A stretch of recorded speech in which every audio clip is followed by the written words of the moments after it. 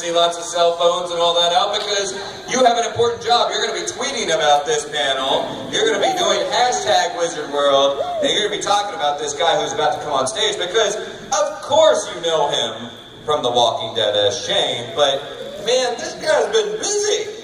The Wolf of Wall Street. He's a bona fide film hero. Let me bring him on out, Mr. John Berthal.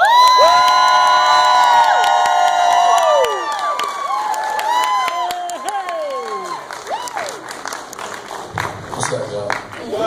Hey, man. How you doing? All right, so there's a microphone over here, guys. So if you have questions, go on, line up, and get those ready. But I get to ask the first question. It's true, man. You really are. You've been busy. Like, how... Okay, so right now you're filming Fury. Is that happening currently, or did you wrap that? Just wrapped it, yeah. 7 months over in England. Yeah, 7 months over in England. Fury's World War II movie. Me and Brad Pitt and Shia LaBeouf and Michael Pena, about a 5-man tank crew in a Sherman tank. Super close quarters. It's like sort of a bottle kind of. This city is so beating my ass, man. I'm like, holy shit. I'm asking you tough questions right away. Yeah, there's not too many kids, right? I'm sure. Too in line. So. Oh, I'm so sorry, y'all. They were going to hear those words anyway. Rock and roll, let's just do it. First off, my wife loves you. But, yesterday, when we met you, you told us, I gave you a little crap about the How I Met Your Mother. And you you told me you were up for the role for Barney. Yeah. And I guess the way to put the question is, if you had took that role, how different do you really think your career would have been? I mean, because do you think you might have been stereocasted or stereotyped or sorry, you know what I mean? Typecast? Typecast, yeah. How different do you think your career would be at this point?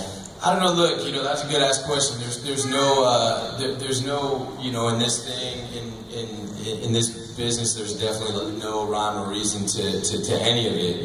My first gig that I got, because I was just a knucklehead idiot kid, and then I wanted to be an actor. I went studying for a long time. Then when I got to LA, my first kind of real steady gig was a sitcom. It was like how it was called The Class, and it was Lizzie Kaplan and Jesse Tyler Ferguson from Modern Family and Jason Ritter and Lucy Punch, and great, and I was like, this is the greatest thing ever. I was like the happiest fucking dude. Yeah, I remember exactly where I was when I got the car. Stopped living out of my Jeep, and everything was great.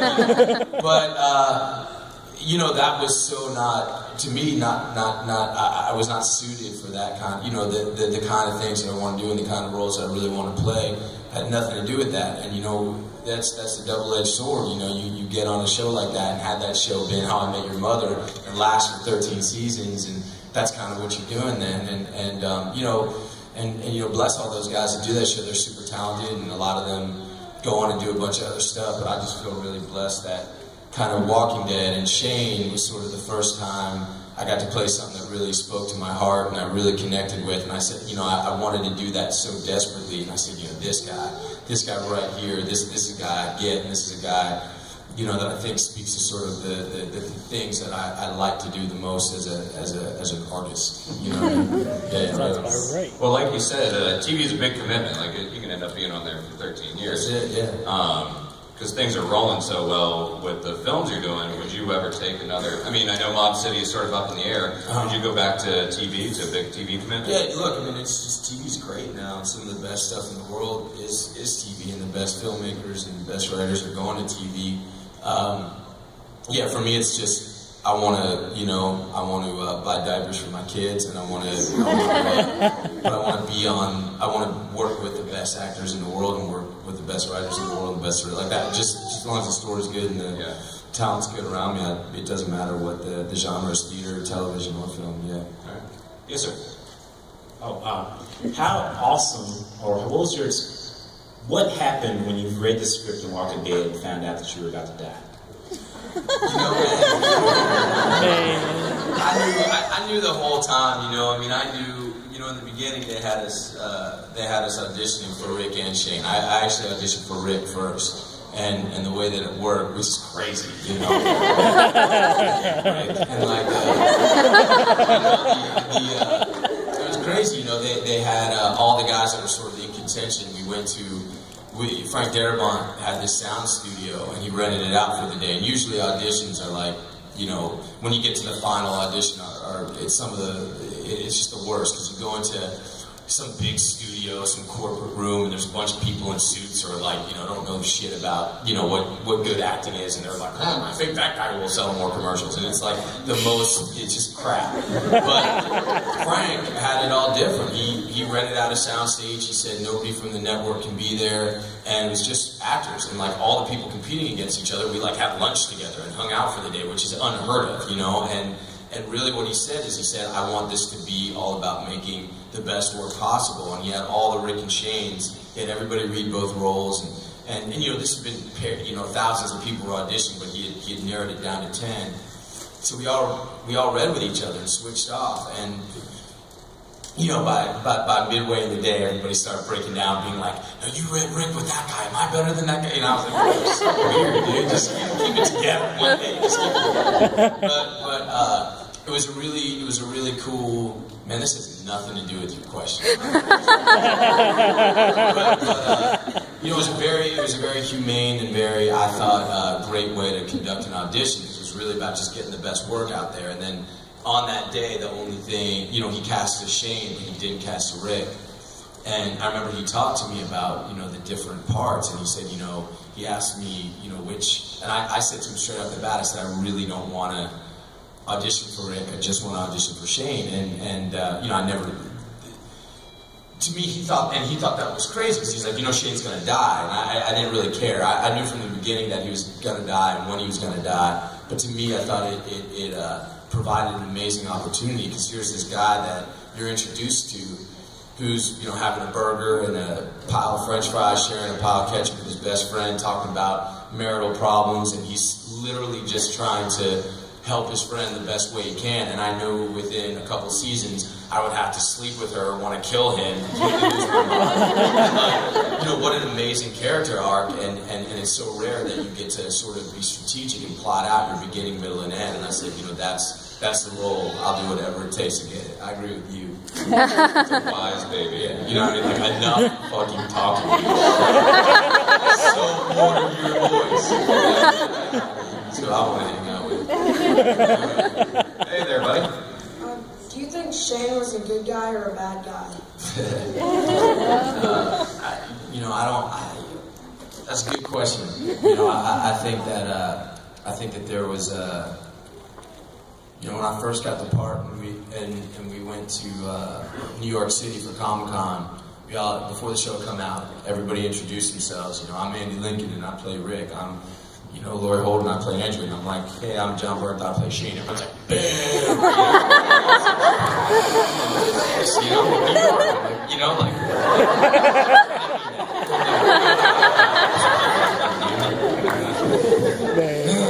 anyway, so kids are learning so much in this room. They're in New Orleans. They already know all this stuff. That's true. Anyway, like, but no, I think that for acting, I think it's really, I think it's really important that there's no such thing as good guys and bad guys. I think that you have to really believe that, you know, what you're doing has a reason, and it's coming from a place that you believe is just and fair. And I think that, you know, there was a version of Shane, somebody could have gone in and been like, I'm a bad, you know, I'm bad, and I'm gonna, you know, destroy Rick. And I just think that's so much more interesting if you love the hell out of Rick and he means the world to you, and you hate yourself because of what's going on, and you're just trying to do the best thing, trying to keep the people you love alive. And you know, that might be hard for some people to take, but I totally believed in Shane, and I you know, I love that character, and I believe that he really came from a very, very, very good place, you know. And I think he got twisted up and he lied to himself a lot, but you know, it came from a good place, you know. Well, no bad guys think they're a bad guy in their own head, right? I don't think so. I don't think people go around being like, I'm bad. Yeah. I just don't, you know, Does that make sense to you, little man? Does that, yeah, that's a really good question. He's like, I was expecting a 1 or 2 word answer. What do you think? Good or bad? He calls me Shane when I tell him no, so that should be good.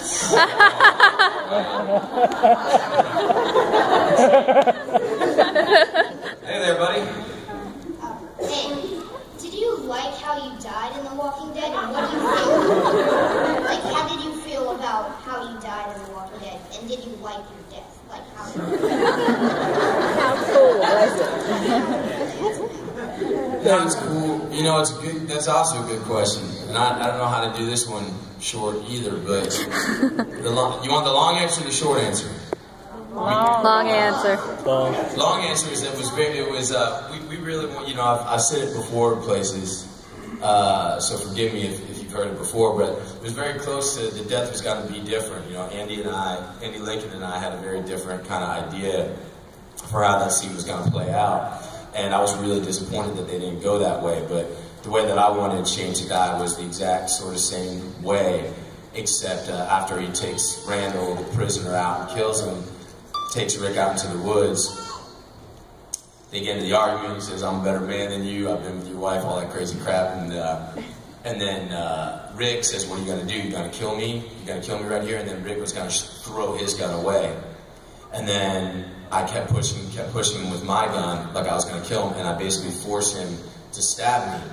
And then when I reanimated as a zombie, I wanted Rick to pick up my gun and try to shoot me as a zombie, but he would just go click, click, click, and the gun was going to be empty.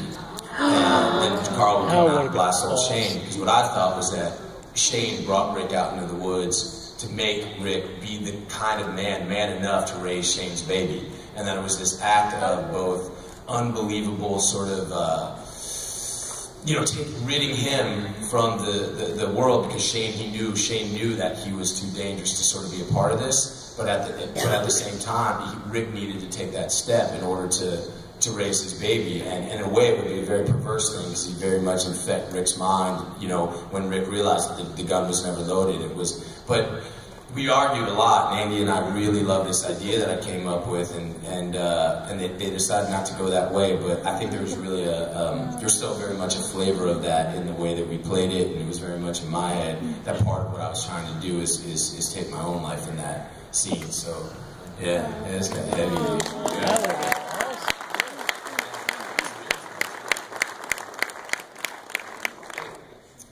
Hello, I was wondering about 18 Miles Out and how you had to prepare for the fight with Andy, and what your favorite part of that episode was. Prepare for the fight? Yeah. What you got to prepare for? You just fight, and that's a good thing about that show is it's mostly game actors who aren't like, ooh, you know, I don't want to, you know, don't touch me. You know, like the first day I met Norman Reedus, he showed up on episode 3 of season 1. Well, who's this guy? Who's this new guy? Who's this Daryl, you know? And he showed up in that scene, and we kind of introduced ourselves, and in the scene, you know, I'm supposed to kind of put him in a headlock, we're supposed to wrestle around a little bit, and he was like, "What's up, man?" I'm like, "What's up, dude?"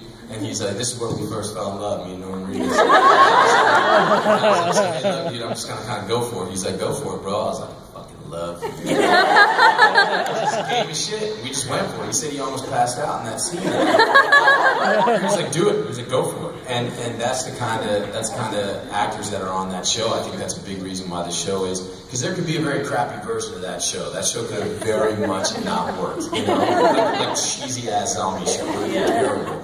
But like you got a bunch of people, everybody, best crew in the world, and a bunch of people are super game to really go for it. And yes, with Andy, I mean, Andy's all, you know, British and stuff, but like, you know, I've watched him my whole life, and he, you know, Andy's as game as they get. So we just get there and we go for it, and we just kind of push each other to, you know, you try to go as far as if you get hurt, you get hurt, but I mean, it's worth it at the end of the day. You just got to get it on that camera and get out, you know.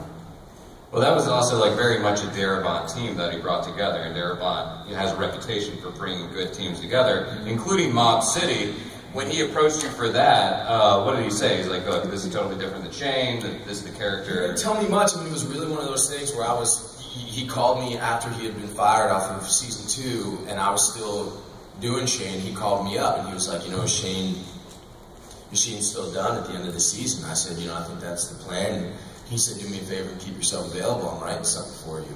And, you know, with Frank, I was like, that's kind of all I needed to hear. And then, you know, I called my agents and I'm like, no, I'm not doing another show. And they said, why? I said, well, Frank offered me something. Well, is there a script? Is there a role? Is there a contract? I'm like, no, it'll be cool. It's my man. I'm gonna and they were like, you're an idiot. And then when the contract was they were like, you're a genius, man. I'm right on. You know. Yeah, but that's how it came down. I had no idea. I just kind of kept myself available, and then I went right from Walking Dead into this movie Snitch in Shreveport. And while I was there, he sent me the first half of the script for Mob City. Yeah. And I remember it described my character, and they were like, he's equal parts brutal and handsome, and he has a big nose, a boxer's nose. He was hit by a bulldozer, and I was like, oh, he wrote it for me. So, all right, I got a question.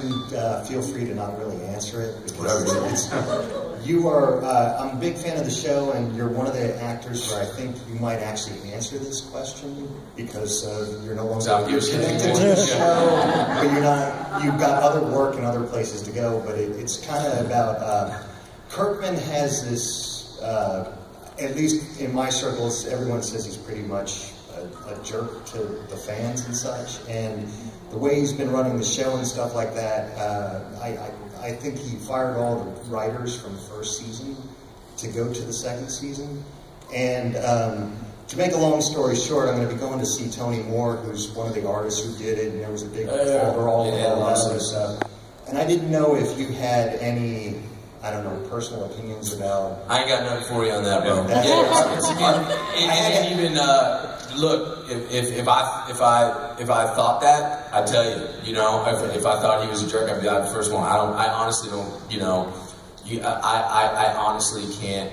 All the crap that went down on that show, and you know, people getting fired and this and that. That happens, you know, in like boardrooms in California, and we're in Georgia.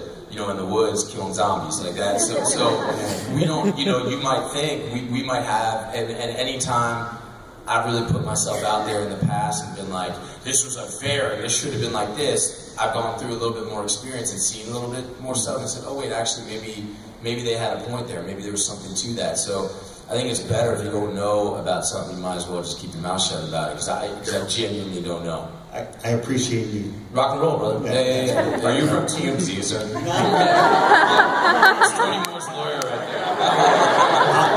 there. Camera out, I was asking.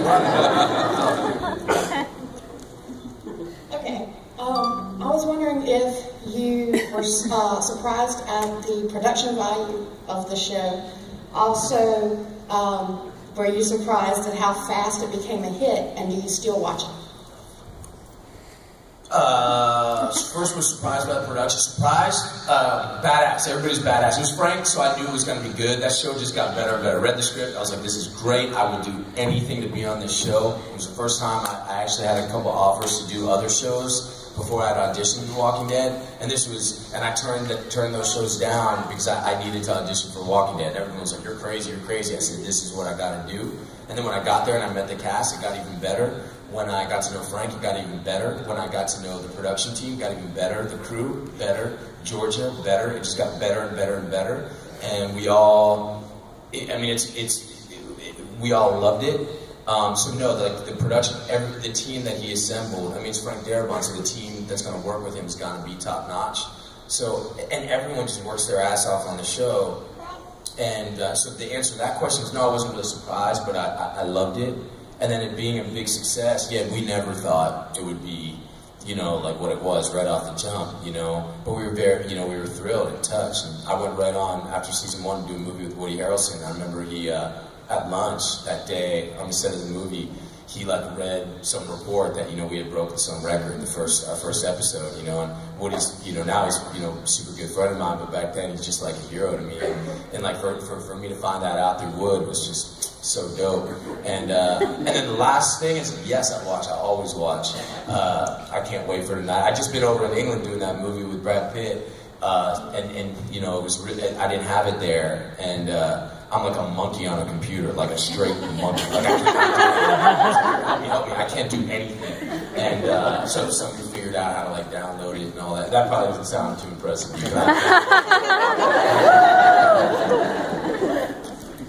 By the way, I like you and Andy's version of your death scene. Thanks, awesome. Everybody keeps asking the questions I'm going to ask, so I'm going to make this one simple. Sure. How much do you and Norman Reedus hang out? And if y'all do hang out a lot, you need to be on Boondock Saints 3. Right.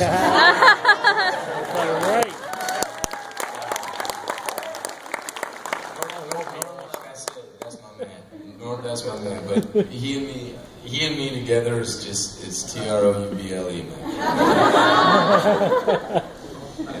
I don't know if you can answer this, or I don't know. Is anybody on the show like a total diva, or just really?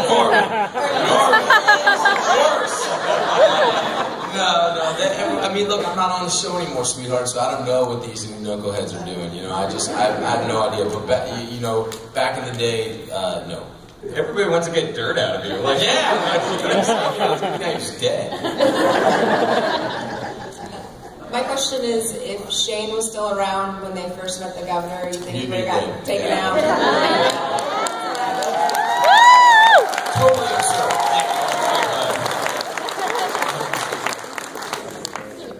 Okay, so my question is, if Shane was still around to see Lori die, how do you think he would have reacted?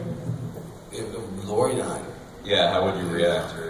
Yeah, shit, man. It wouldn't have happened because he would have taken out the governor. Yeah, it would have. Yeah, no, that would. Yeah, no, I mean that crushed me just watching that. Do you like how she died in the series versus how she died in the comics? I thought she was, I think Sarah's brilliant, and I thought, you want some dirt, I thought it was a big mistake to kill her when they killed her. I thought they could have let her be for a while, but I thought that the way that Andy and Chandler, and everybody, but the way that Andy and Chandler played her death was, I thought that was the best part of the entire series. That was my favorite. I thought that was some of the best work I've ever seen on TV. I really dug it, so. Thank you. Thank you, Norm. Hi. Hey. My son, Jared, is a big Walking Dead fan, and he's sitting over there. And so, Jared, where you at, man? It's his birthday, and happy birthday, Jared.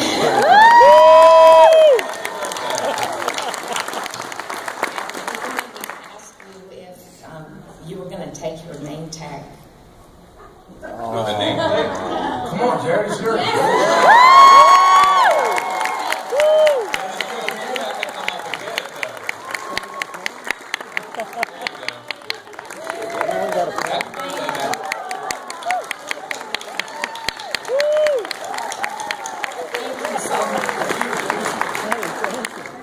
Hey John, how are you doing today? Hey, sweetheart. I wanted to ask you, out of all of your work, what is your personal favorite, regardless of public response, what is your personal favorite experience? Public response. The public can be harsh. Say what? The public can be harsh, and it doesn't necessarily mean that that's not your favorite. I don't know about favorite. I mean, I'm not to sound like a total cheese dick, but like I love, I really, really love what I do, and I care about it with like everything I got. So it's like I kind of like each one of them they're in my heart, and I don't do it like I don't bullshit about it. I don't mean to be like, oh, I'm such a serious act, but it's like I only know one way to do it, and that's like to really do it. There's some. Full force. Yeah. So I mean, look, the one that I just did. I think it's always going to be that answer, the one that I just did. The one that I just did, this movie, Fury, is it's this director, David Ayer. He did End of Watch, he did Harsh Times, he wrote Trading Day. I think, I've been really lucky that I've gotten to work with, guys like Polanski and Scorsese and Darabont and, great filmmakers, Oliver Stone, but I think all those guys were like, this guy, David Ayer, I think he's, I'm catching him when he's still, hungry as hell, and I think he's going to be the next huge thing. And this movie that we did. It's a World War II movie, but it's kind of like a badass Vietnam movie set in World War II. It's like Apocalypse Now. It's dangerous and it's messed up and it's dark. It's so dark. So my heart's really in that right now. That's great. Yeah, and yeah. I just wanted to say also that I actually loved you in the Night Museum, and it was great. You are a great gangster. So what are you hungry for then? I mean, yeah, Polanski, De Niro, Scorsese. What do you want to do? Do you want to move into directing? What kind of roles do you want to attack next? Like, where do you want to go? Look, you know, like I'm doing that a little bit. I'm setting some stuff up to do on my own, but mostly it's just like I'm so grateful and blessed for the opportunities that I've had, and I just want to keep doing it. If y'all knew, you know, who I was 10 years ago, you'd be like, that guy? Like, you know, and so I feel super lucky and just keep doing what I'm doing, yeah, I mean, I couldn't be happier with it now, you know. Thanks again for coming, John. I wanted to ask about the whole experience with Grudge Match with De Niro, Stallone. I think you've got to have a good, decent story from that. Come on. I mean, those guys, powerhouses, and then you get to share the screen with them, and it seemed like it would have been a great experience. It was, yeah. Look, I mean, you know, I've just been working with Scorsese, and then to go play De Niro's son, you know, he's kind of the reason why I want to be an actor, and you know, he and I got on real good, and our scenes were, you know, I really loved working with him. I mean, the only story I got about him is you know, when the whole thing was over, you know, we had gone out to dinner a few nights before. He said some nice stuff, and on the last night, you know, I said, you know, at work, I said, I gotta say goodbye to you. You know, just come by the trailer, So, you know, I'm trying to like say my big goodbye to Robert De Niro, and I kind of given him his space the whole time. You know, I kind of. You know, I didn't, you know, I just, you know, he's De Niro, and he's kind of everything to me, and I just kind of exactly did. And, you know, I'm like pacing outside this trailer, what I'm going to say. I go in, he had a couple martinis mixed, I sit down, I'm like, you know, Bob, I got to tell you, you know, I've never told you this, but I've been in a lot of trouble in my life, and I was a real messed up kid, and I got to say that, you know, that you and your roles, you know, you're my favorite actor, and I never said that, and the kind of men that you've put out on screen taught me that when I tapped into a certain kind of energy that I had, that only landed me in big, big trouble. But you gave me an avenue that I could tap into a certain kind of energy, and now I can have a family and a career and have, you know, kind of peace. And I kind of found my calling a little bit through you and your work, and I never told you this. And he's like, all right, you know, he's like, totally like, uncomfortable. He's like, super uncomfortable. He's like, shut up. I'm like, yeah. I'm like, no, Bob. I'm like, I'm going to finish this. No, that's just Bob De Niro, the actor. But let me tell you about Bob De Niro, the man. You know, I know you, and you're so, you know, you're so professional, so gracious, and so humble, and you work so hard, and you